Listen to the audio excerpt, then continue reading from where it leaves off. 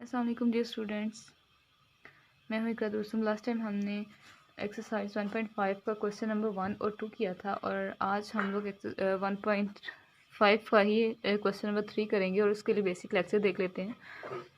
सबसे पहले आता है हमारे पास adjoint of a matrix. Adjoint of a matrix, किसी भी मैट्रिक्स का एडजॉइंट लेना, उससे क्या मुराद है। एडजॉइंट ऑफ 2x2 मैट्रिक्स, ठीक है, कोई भी आपके पास एक 2x2 मैट्रिक्स हो जिसको हम स्क्वायर मैट्रिक्स भी कहते हैं, उसका जो एडजॉइंट होगा इज़ ऑब्टेन्ड, हमें कैसे मिलेगा, कैसे हम हासिल कर सकते हैं। इज़ ऑब्टेन्ड हम हासिल करेंगे बाय चेंज करके main diagonal entries, main diagonal की एंट्रीज को चेंज करके and sign of other entries.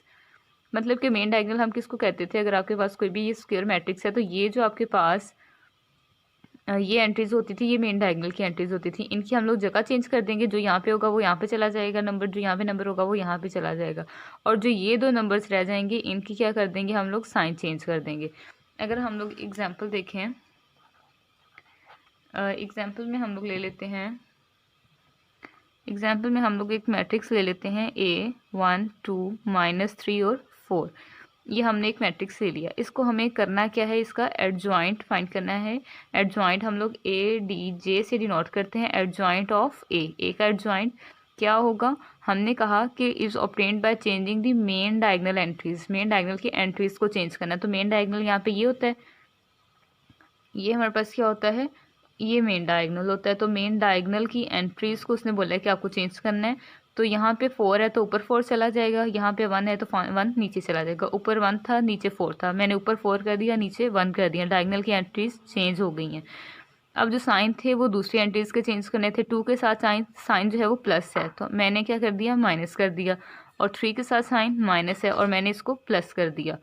मैंने क्या किया है, मेन डायगनल की एंट्रीज को चेंज किया है, और दूसरा जो दूसरे नंबर्स बच जाते थे, या आप इसको सेकेंडरी डायगनल भी कह सकते हैं, सेकेंडरी डायगनल की मैंने साइन चेंज कर दिए। तो ये हमारे पास क्या आ गया, ये एडजॉइंट ऑफ अ मैट्रिक्स आ गया। किसी भी मैट्रिक्स का एडजॉइंट लेना हो तो हम मेन डायगनल की एंट्रीज को चेंज करते हैं और दूसरी एंट्रीज के साइन चेंज कर देते हैं। नेक्स्ट आता है मल्टीप्लिकेटिव इनवर्स। मल्टीप्लिकेटिव इनवर्स में हम देखते हैं कि two matrices are said to be multiplicative inverse. दो मैट्रिक्स जो होते हैं उनको हम तब मल्टीप्लिकेटिव इनवर्स कहते हैं एक दूसरे का, अगर क्या हो, उनको हम मल्टीप्लाई करें। ए और बी, अगर आपके पास दो मैट्रिक्स हैं उनको मल्टीप्लाई करें और आंसर जो है वो कोई आई आए। आई मीन्स आइडेंटिटी मैट्रिक्स, और आइडेंटिटी मैट्रिक्स क्या होता है हमारे पास, 1 0 0 1। कहते हैं कि जब आपके पास ये आंसर है तो वो क्या होता है, आपके पास मल्टीप्लिकेटिव इनवर्स होता है।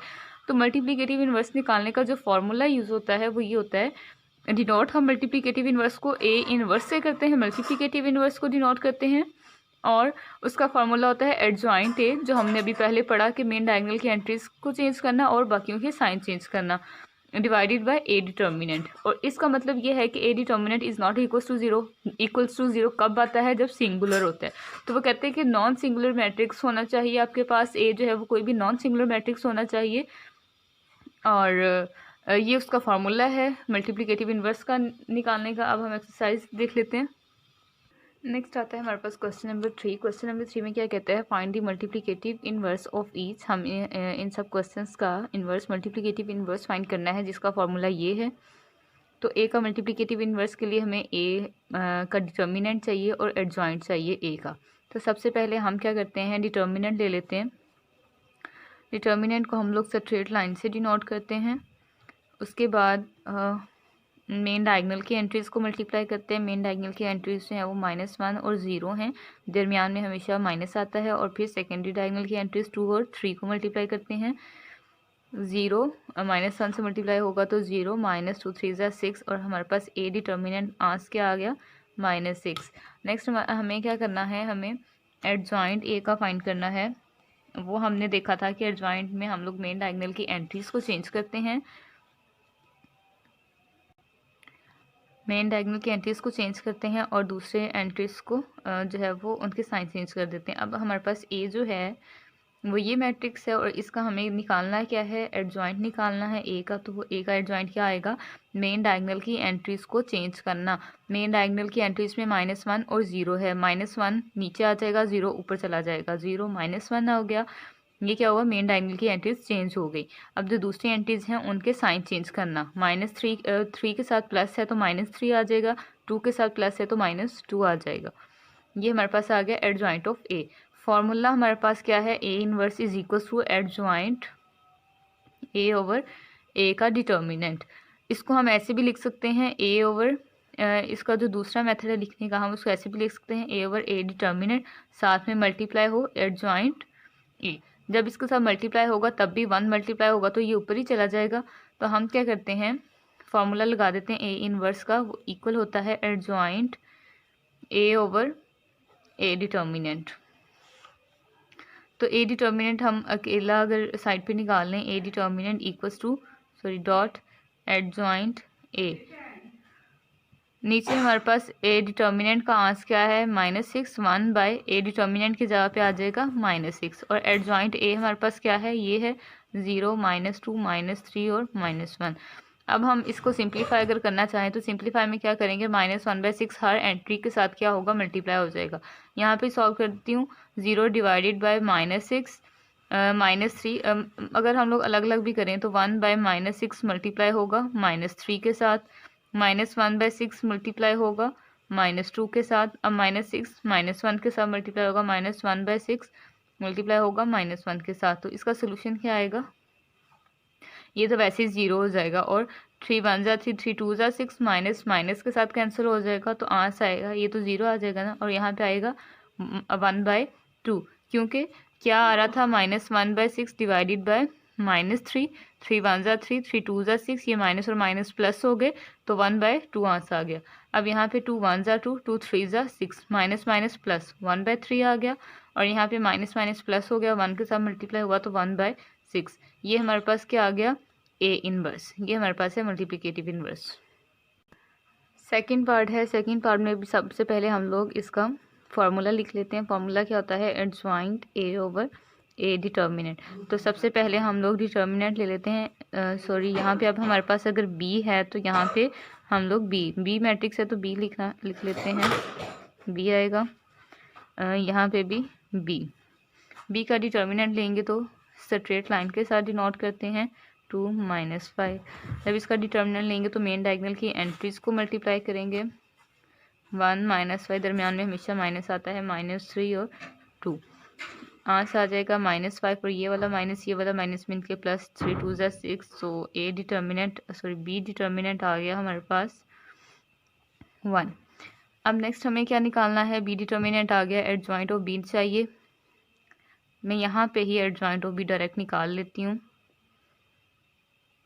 बी क्या है हमारे पास, 1 2 -3 -5, मेन डायगोनल की एंट्रीज को चेंज करना, इनकी जगह चेंज करना, -5 ऊपर चला गया और 1 नीचे आ गया। इसी तरह इनके साइन चेंज करने हैं, 2 के साथ प्लस है तो उसके साथ माइनस लगा दिया, 3 के साथ माइनस है तो उसके साथ प्लस लगा दिया। ये हमारे पास आ गया एडजॉइंट ऑफ बी। फॉर्मूला क्या है, B inverse is equals to adjoint B over B determinant. तो यहाँ पे फॉर्मूला दोबारा से लिख लेते हैं, 1/b डिटर्मिनेंट और एडजॉइंट ऑफ बी। 1 हमारे पास बी डिटर्मिनेंट 1 आया, 1, और एडजॉइंट बी हमारे पास है -5 3 -2 और 1। जब 1 अंदर मल्टीप्लाई हुआ तो हमारे पास आंसर जो है वो फिर यही आ जाएगा, -5 -2 3 और 1। ये हमारे पास इसका सोल्यूशन है। पार्ट 3 में हमारे पास सी है, इधर भी पहले हम लोग इसका फार्मूला लिख लेते हैं, एडजॉइंट ऑफ सी डिवाइड में सी डिटर्मिनेंट, सी डिटर्मिनेंट लेंगे तो -2 3 6 -9, मेन डायगोनल की एंट्रीज मल्टीप्लाई होंगी, -2 मल्टीप्लाई बाय -9, दरमियान में हमेशा माइनस साइन आता है, 3 मल्टीप्लाई बाय 6, 2 9 जा 18, माइनस माइनस प्लस हो गए, साइन प्लस का आएगा, -3 6 जा 18। ये तो आंसर ही हमारे पास 0 आ गया, सी डिटर्मिनेंट क्या आ गया, 0। जब हम लोगों ने फार्मूला पढ़ा था, डेफिनेशन पढ़ी थी, तो वहाँ पे हमने कंडीशन भी देखी थी एक, जब लिखा हुआ था A inverse adjoint A over A determinant होना चाहिए, लेकिन आपके पास डिटर्मिनेंट ऑफ ए जो है वो इज़ नॉट इक्वल्स टू 0 होना चाहिए। मतलब कि आपके पास कभी भी डिटर्मिनेंट 0 नहीं आना चाहिए, क्योंकि अगर आपके पास डिटर्मिनेंट 0 आ जाएगा तो आपके पास उसका इन्वर्स एग्जिस्ट ही नहीं करेगा। अब अगर हम लोग यहाँ पे 0 लगाएं, जब डिनोमिनेटर में 0 होता है तो वो तो वैसे ही हमारे पास अनडिफाइन हो जाता है, इसलिए हम कहेंगे मल्टीप्लिकेटिव इन्वर्स जो है वो एग्जिस्ट नहीं करता, C inverse does not exist, क्योंकि हमारे पास क्या आ गया, डिटर्मिनेंट 0 आ गया। डिटर्मिनेंट हमेशा जो है वो हमारे पास 0 नहीं आना चाहिए, हमेशा नॉन सिंगुलर मैट्रिक्स होना चाहिए। सी हमारे पास यहाँ पे सिंगुलर मैट्रिक्स है, इसलिए डिटर्मिनेंट 0 आया है और इसीलिए इसका इन्वर्स हमारे पास एग्जिस्ट नहीं करता। नेक्स्ट है हमारे पास पार्ट 4। इसमें डी में हमारे पास इधर भी सारी एंट्रीज़ हैं, जिस तरह हमारे पास जिस तरह 2 3 4 5 होता था, यहाँ पे हमारे पास 2 एंट्री होती थी कि यहाँ पे अब एक एंट्री जो है वो 1/2 है। इस चीज़ से परेशान होने की ज़रूरत नहीं है। अगर हम इसको लिखें तो 0.5 फॉर्म में भी हम लोग लिख सकते हैं, लेकिन हमें डिवाइड में इसको सॉल्व करना है। इसका हमें एडिटिव इन्वर्स निकालना है, तो उसका पहले फार्मूला लिख लेते हैं, adjoint D over D determinant. सबसे पहले हम लोग डिटर्मिनेंट निकालते हैं 1/2 3/4 1 2। इनका डिटर्मिनेंट लेंगे तो मेन डायगोनल की एंट्रीज मल्टीप्लाई होती हैं 1/2 मल्टीप्लाई बाय 2, दरमियान में हमेशा माइनस साइन होता है। Secondary diagonal 3/4 multiply by 1। जब 1/2 से मल्टीप्लाई होगा तो ये वैसे ही 2 से कैंसिल हो जाएगा और यहाँ पे आ जाएगा 1 माइनस 3/4। इसका हम लोग एलसीएम ले लेंगे 4, और ये एलसीएम कैसे लेते होते हैं, इसके डिनोमिनेटर में 1 है और इधर 4 है, 4 इसका आ जाएगा एलसीएम, और इसमें 1 के टेबल में 4 टाइम्स आ रहा है तो 4 मल्टीप्लाई हो जाएगा 1 से, 4 और माइनस ये ऊपर 3 वैसे का वैसे ही आ जाएगा। तो डी डिटर्मिनेंट हमारे पास आ जाएगा 4 माइनस 3 1/4। डिटर्मिनेंट आ गया हमारे पास 1/4। अब हमें एडजॉइंट ऑफ डी चाहिए। डी हमारे पास था 1/2, 2 ये मेन डायगोनल की एंट्रीज हैं, इनको हमें इनकी जगह को चेंज करना है, तो वो आ जाएगा 2 ऊपर चला जाएगा और 1/2 नीचे आ जाएगा। इसी तरह इनके साइन चेंज करने हैं, 3/4 के साथ प्लस साइन था उसके साथ माइनस कर दिया, 1 के साथ भी प्लस था उसके साथ भी माइनस कर दिया। फॉर्मूले में अब हम इसके जगह पे पुट कर देंगे डी इनवर्स 1/, डी डिटर्मिनेंट 1/, ये आपका मेन जो है वो फ्रैक्शन है, और डी डिटर्मिनेंट की जगह पे 1/4 आ जाएगा, और एडजॉइंट वैसे का वैसे ही आ जाएगा -3/4 -1 1/2। अब जब ऐसे होता है तो नीचे वाला जो है वो ऊपर जाके मल्टीप्लाई हो जाता है। जैसे कि अगर आप देखें 1 है, इसके साथ मल्टीप्लाई हो रहा है 1/4, तो आप क्या करते हो, बल्कि ये नहीं है, आप अगर ये देखें मेन आपकी फ्रैक्शन है और 1/4 ये है, और जब आपके पास फ्रैक्शन के नीचे फ्रैक्शन होती है, फ्रैक्शन के नीचे वाला जो नंबर होता है वो ऊपर जाके मल्टीप्लाई हो जाता है। अगर आप यहाँ पे 2/3 कर लें, 2/3 करते हैं अगर आप, तो 2/3 इसकी जगह पे मल्टीप्लाई आ जाता होता है और 4 ऊपर चला जाता है, 1 नीचे आ जाता है। अब यहाँ पे फ़र्क ये है आपके पास के ऊपर सिर्फ 1 है, 1/1 कर लें आप और 4 मल्टीप्लाई बाय 1 कर लें, जब इनको मल्टीप्लाई करेंगे तो फिर भी 4 ऊपर ही जाएगा। 4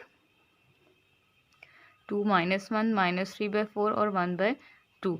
अगर आपको इसकी समझ नहीं आई तो मैं एक दफ़ा दोबारा क्लियर कर देती हूँ कि अगर अब आपके पास मेन फ्रैक्शन के ऊपर 1 है 1/4, हम इस अकेले 1 को 1/1 भी तो लिख सकते हैं, और इस फ्रैक्शन की जगह पे मैं मल्टीप्लाई लगा लेती हूँ, और जब आप मल्टीप्लाई करते हैं तो जो ब्रैकेट नीचे होता है वो नीचे वाली चीज़ ऊपर चली जाती है, ऊपर वाला नीचे आ जाता है।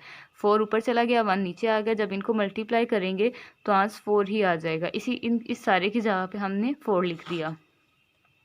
अब 4 अंदर मल्टीप्लाई होगा हर एंट्री के साथ, 4 multiply by 2 -1 multiply by 4 -3/4 multiply by 4 1/2 multiply by 4, 2 4s are 8 -4, ये वाला 4 इस 4 से कैंसिल हो गया क्योंकि -3/4 था और यहाँ पे 4 था, 4 मल्टीप्लाई हो रहा था, यहाँ पे 4 डिवाइड हो रहा था, तो ये कैंसिल आउट हो गया, -3 रह गया। इसी तरह 2 1s are 2 2 2s are 4, जब 2 1 से मल्टीप्लाई हुआ ऐसे है, 2 1s are 2 2 2s are 4, यहाँ पे रह गया 2। अब 2 जो है वो नीचे तो 1 नहीं है, 2 किससे मल्टीप्लाई होगा 1 से, तो आंसर क्या आ जाएगा 2।